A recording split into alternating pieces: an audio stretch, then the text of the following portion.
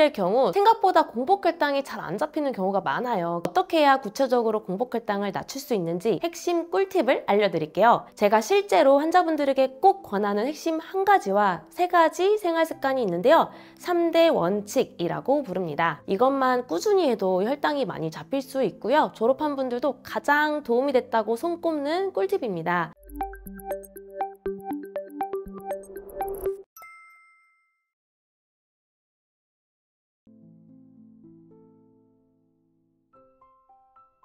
네, 맞아요. 공복혈당이 생각보다 잡기가 어렵습니다. 공복혈당은 아침에 일어나자마자, 즉 음식을 섭취하기 전에 측정하는 혈당인데요. 정상 범위는 70에서 99이고요. 이보다 낮으면 저혈당, 이보다 높으면 고혈당으로 판단합니다. 공복혈당은 당뇨 관리에 있어서 가장 중요한 지표이고 꾸준한 관리가 필요한데요. 생각보다 공복혈당이 잘 안 잡히는 경우가 많아요. 그 이유를 알려면 공복혈당이 어떤 요인의 영향을 받는지를 알아야 합니다. 주요 요인으로는 수면, 지방, 스트레스, 간 기능이 있는데요. 우선 과도한 지방 섭취는 인슐린 저항성을 높여 혈당 관리를 어렵게 합니다. 건강한 식단을 통해서 지방 섭취를 조절하셔야겠고요. 수면에 있어서는 수면이 부족하면 공복혈당 조절에 악영향을 미칠 수 있습니다. 늦게 자거나 잠을 설친 후에 다음날 공복혈당이 확 높아졌던 경험이 있었을 거예요. 스트레스도 혈당을 상승시키는 호르몬을 촉진하기 때문에 스트레스에도 주의하셔야 합니다. 스트레스가 혈당을 높인다는 것을 모르는 분들이 많죠. 마지막으로 간 기능도 굉장히 중요한데요. 간은 혈당을 조절해주는 굉장히 중요한 역할을 담당합니다. 포도당을 저장했다가 방출했다가 하는 게 바로 간이거든요. 자는 동안에도 간은 밤새도록 포도당을 분비하고 혈당을 유지하는데 간이 포도당을 공급하지 않으면 자다가 저혈당으로 쓰러질 수 있기 때문이죠. 그런데 간 기능이 떨어지면 과정에 문제가 생겨 공복혈당이 높아질 수 있습니다. 따라서 간 건강은 공복혈당 관리에 매우 중요합니다. 현대인들의 경우 수면, 스트레스 관리가 안 되는 경우가 많고요. 지방 섭취도 예전의 식생활에 비해 증가했고 과로나 술 등으로 인해서 간 기능이 저하된 경우도 참 많죠. 그러다 보니 공복혈당이 잘 안 잡히는 분들이 많은 거죠.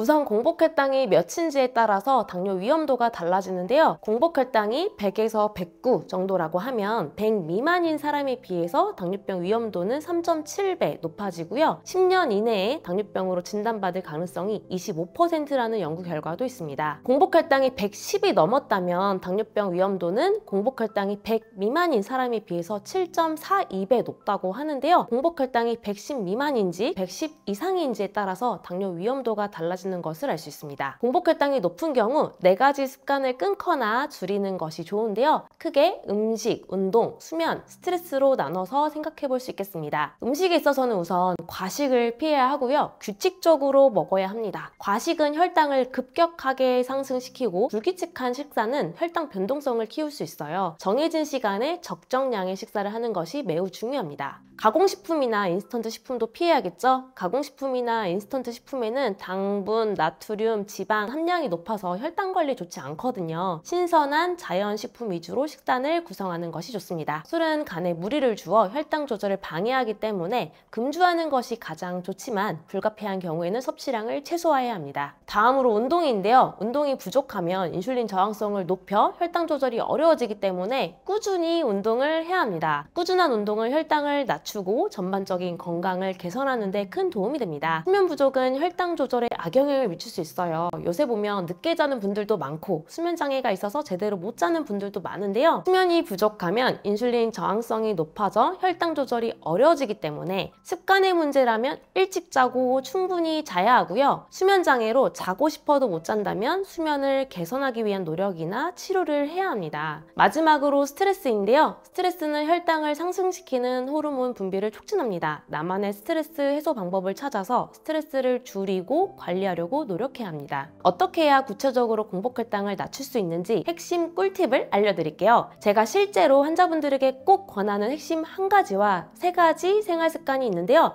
3대 원칙이라고 부릅니다. 우선 가장 핵심은 공복혈당 달력 작성하기입니다. 자고 일어나서 1시간 이내에 공복혈당을 측정해서 기록하고 평소보다 혈당이 높거나 낮은 날 왜 그런지를 찾아서 이유를 적는 건데요. 평소랑 비슷한 혈당이 나오면 그냥 넘어가면 되고요. 되고요. 공복혈당은 아침에 일어나서 1시간 안에 잰 거기 때문에 어제 하루 중에 어떤 요인 때문에 공복혈당이 달라진 건지를 관찰하는 게 매우 중요합니다. 이것만 꾸준히 해도 혈당이 많이 잡힐 수 있고요. 졸업한 분들도 가장 도움이 됐다고 손꼽는 꿀팁입니다. 공복혈당을 꾸준히 작성하다 보면 결국 생활관리에 있어서는 3가지가 중요하다는 것을 공통적으로 알게 되는데요. 첫 번째는 저녁 식사 후 3-4시간 금식입니다. 자기 전에 소화기를 비우고 자야 수면도 깊어지고요. 다음날 혈당도 안정됩니다. 금식 3-4시간 동안 과일 한 조각도 안 되고요. 견과류 조금도 안 듭니다. 물 외에는 다 안 된다고 생각하시고 철저하게 금식해보세요. 거꾸로 식사나 현미밥 굉장히 중요하지만 저녁 식사 후에 3-4시간 금식이 공복혈당에 큰 영향을 준다는 걸 관찰하시면 알게 될 겁니다. 두 번째는 11시 전 취침과 7시간 이상 수면입니다. 수면이 부족하면 인슐린 저항성이 올라가고 스트레스 호르몬도 분비되어 혈당이 올라가는데요. 실제 공복혈당 달력을 작성해보면 생각보다 수면이 중요하다는 것을 깨달으실 거예요. 잠을 충분히 푹 자고 나면 공복혈당이 낮아진다든지 반대로 수면이 부족하고 제대로 못 잤는데 다음날 공복혈당이 높다든지 경험을 하시면 수면이 왜 중요한지를 몸소 깨닫게 됩니다. 마지막 3번째는 어떤 운동이든 꾸준히 하는 것입니다. 꼭 헬스장에 가야 되는 건 아니고요. 자신이 가장 좋아하는 운동을 꾸준히 하는 게 굉장히 중요합니다. 중요한 건 지속성이거든요. 하루에 7-8천 보 정도는 출퇴근하면서 물건 사러 가면서 에스컬레이터나 엘리베이터 대신에 계단 걸으면서 채워주시면 좋고요. 식후에는 소파나 의자에 앉지 마시고 10분 정도씩은 청소든 산책이든 좋으니 움직여주시면 좋습니다. 하루에 7-8천 보 정도는 걸으시면 좋은데 한 번에 걸어라 아니고요. 출퇴근하면서 물건 사러 가면서 계단 걸으면서 우리가 일상에서 한 번이라도 조금 더 움직이려고 하는 것만으로도 채울 수 있거든요. 보통 한 4,000-5,000보 정도 걷게 되는데 조금 더 신경 써서 걸어주시면 7-8,000보 채울 수 있기 때문에 꼭 채워주시면 좋겠습니다.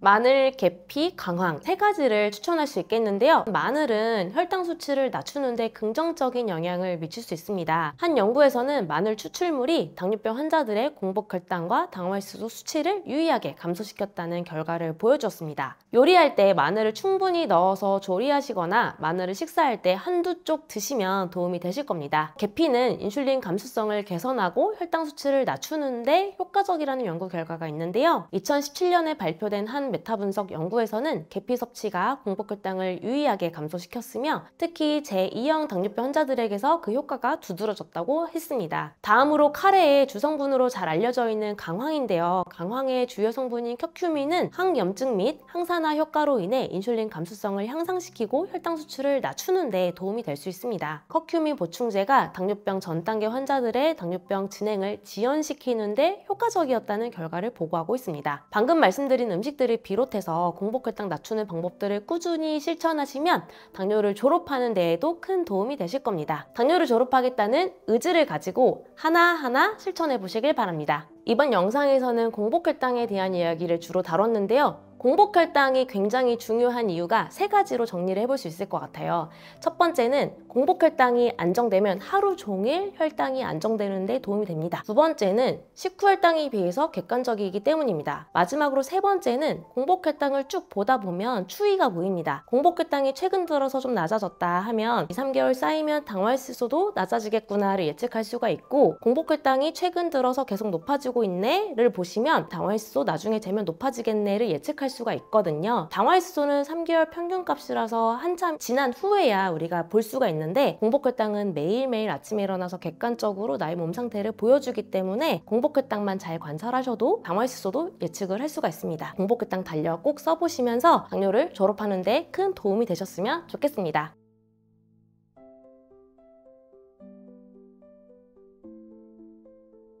지금까지 당뇨인들의 당뇨 졸업을 돕는 당보만 의원 종로점 대표원장 이혜민 한의사였습니다. 감사합니다.